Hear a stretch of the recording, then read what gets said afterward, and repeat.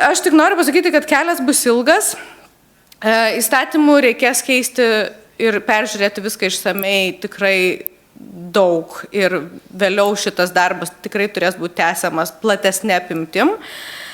Aš manau, kad labai daug mokymų reikės teisėsaugai ir specialistams. Aš džiaugiuosi, kad mes jau skiriam 250 000 kitiems metams.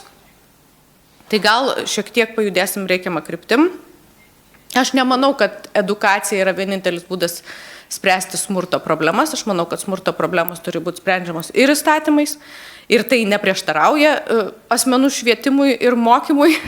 Tai tiesiog yra kompleksas priemonių, bet be įstatymų, taip kaip smurto artimoje aplinkoje įstatymo pakeitimo, mes tiesiog neišjudėsim iš to mirties taško.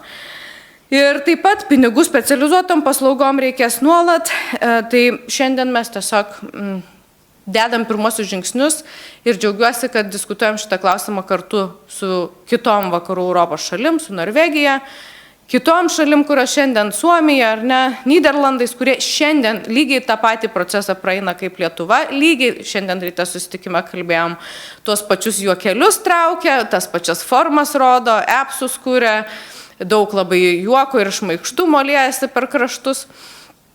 Tai žodžiu, mes savalaikiškai esam dabar kartu su Europa ir čia yra vienas geriausių turbūt dalykų, nes šiandien, būdama šitoje kadencijoje, atėjau daryti progresyvių dalykų, o jaučiuosi, kad sprendžiu klausimus, kurie turėjo būti prieš 30 metų išspręsti.